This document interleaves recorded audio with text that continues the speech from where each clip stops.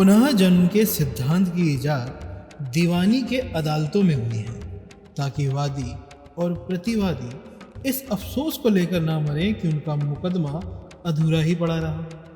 इसके सहारे हुए सोचते हुए चैन से मर सकते हैं कि मुकदमे का फैसला सुनने के लिए अभी अगला जन्म तो पड़ा ही हुआ है। वैद्य जी की बैठक के बाहर चबूतरे पर जो आदमी इस समय बैठा है, उसने लगभग 7 साल पहले दीवानी का एक मुकदमा दायर किया था। इसलिए स्वाभाविक था कि वह अपनी बात में पुनर्जन्म के पाप, भाग्य, भगवान, अगले जन्म के कार्यक्रम आदि का नियमित रूप से हवाला देता। लोग उसे लंगड़ कहते थे। माथे पर कबीरपंथी तिलक, गले में तुलसी की कंठी, आंधी पानी झेला हुआ दड़ियल चेहरा, दुबली पतली देह और कमीज पहने हुए। एक पैर घुटने के पास से कटा था, जिसकी कमी लाठी ने पूरी कर दी थी। चेहरे पर पुराने जमाने के उन ईसाई संतों का भाव जो रोज अपने हाथों से अपनी पीठ पर खींचकर 100 कोड़े मारते हैं।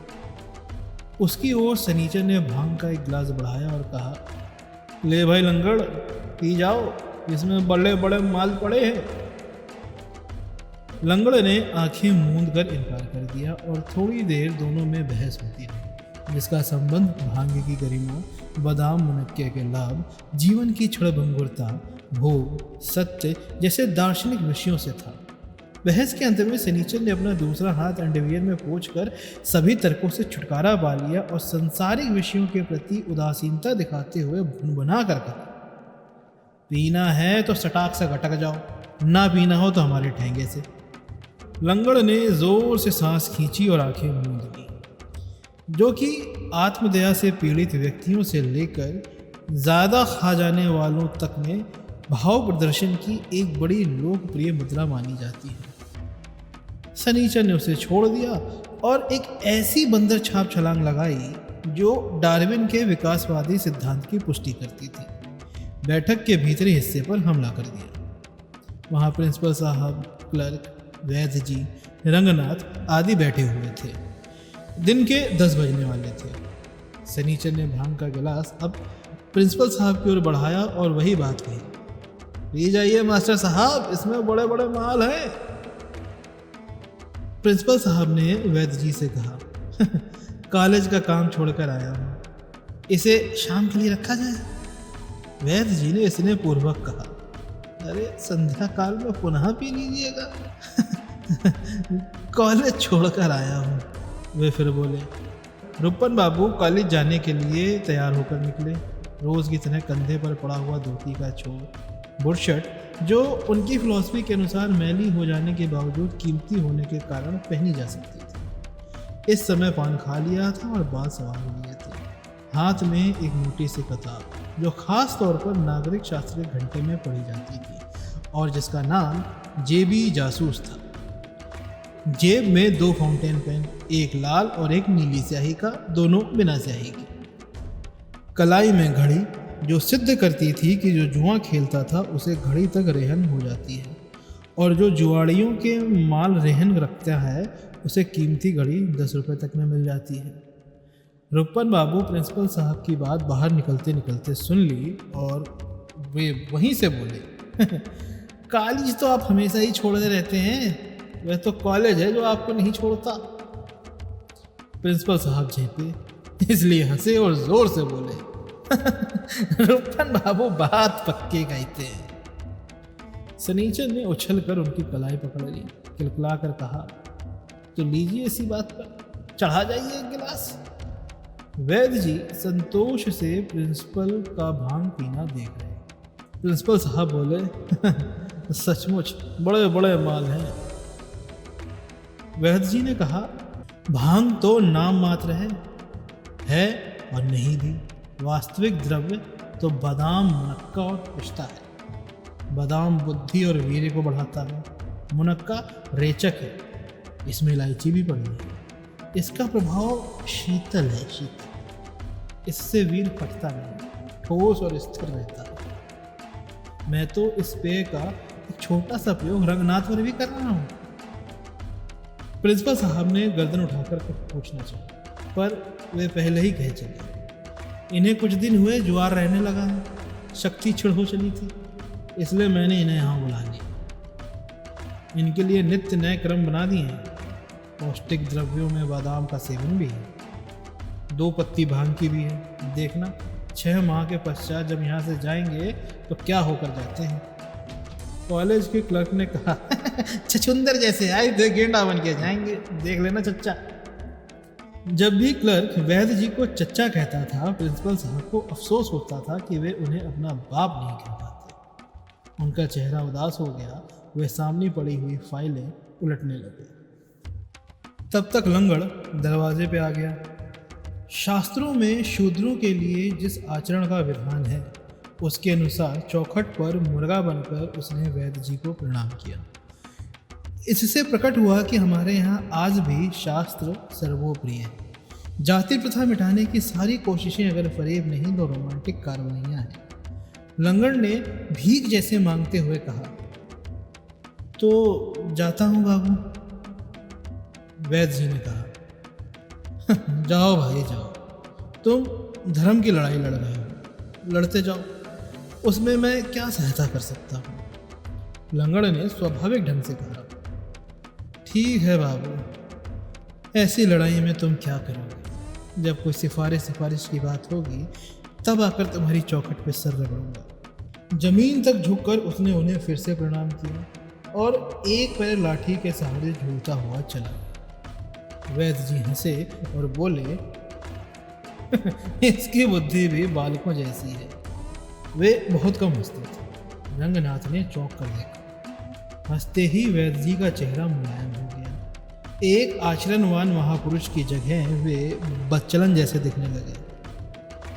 रंगनाथ ने पूछा, ये कैसी लड़ाई लड़ रहा है।